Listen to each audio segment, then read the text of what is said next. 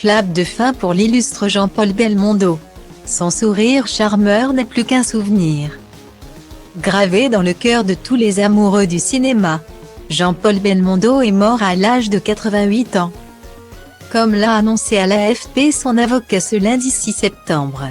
Selon maître Michel Godest, l'acteur était très fatigué depuis quelque temps et s'est éteint tranquillement à son domicile parisien ce lundi. Cette nouvelle plonge tout le cinéma français dans un deuil qui n'a d'égal que la figure qu'il était. Victime d'un AVC en 2001, Jean-Paul Belmondo s'était peu à peu retiré de la scène médiatique, laissant la place aux jeunes, et notamment à son petit-fils, Victor.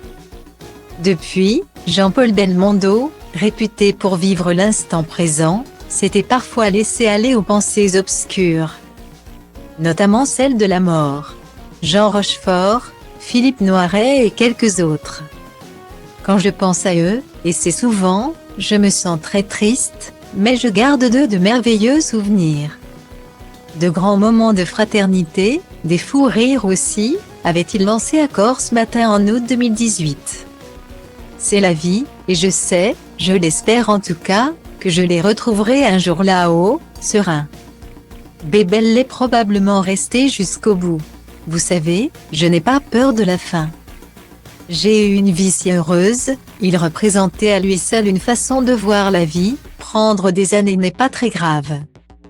Car chaque âge a ses plaisirs et ses bonheurs, était-ce là le secret du bonheur de Jean-Paul Belmondo, humble. Il avait même déclaré, après les Césars, à son petit-fils Victor qu'il ne comprenait pas pourquoi les gens sont aussi émus par lui.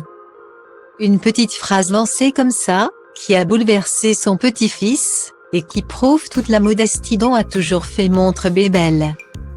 Né en 1933 à Neuilly-sur-Seine, Jean-Paul Belmondo est le deuxième d'une fratrie de 3, dont Alain Belmondo. Producteur de cinéma, fils du sculpteur Paul Belmondo, il connaît la pauvreté, notamment pendant la guerre. C'est après une infection de la tuberculose qu'il prend des cours de théâtre. Dans les années 50, après avoir tenté sa chance dans le milieu sportif, notamment la boxe. Ce n'est qu'en 1953 que Jean-Paul Belmondo fait ses premiers pas effectifs au théâtre. Puis en 1958 sur le grand écran, en même temps qu'Alain Delon pour Sois belle et tais-toi, de Marc Allégret. Mais son premier grand rôle, il le doit à Claude Chabrol, en 1959 alors qu'il campe Laszlo Kovacs dans Un double tour. Un tournage, suivi d'une propulsion en haut de l'affiche l'année suivante. À la sortie du film de Jean-Luc Godard, À bout de souffle, acclamé par le public, Jean-Paul Belmondo n'a désormais plus à faire ses preuves, il enchaîne les rôles dans des films tantôt français, tantôt italiens. Il partage l'affiche avec Jean Gabin pour Un singe en hiver. d'Henri Verneuil. Amoureux des films d'action, Jean-Paul Belmondo fait ses cascades lui-même. Il enchaîne les succès, avec Le Professionnel, Le Cerveau, L'Adesa, Le Marginal, Borsalino, Le Magnifique, L'Homme de Rio, Le Casse, Flic ou Voyou. Il campe aussi Henri Fortin dans Les Misérables réalisé par Claude Lelouch, et tourne Itinéraire d'un enfant gâté, du même réalisateur.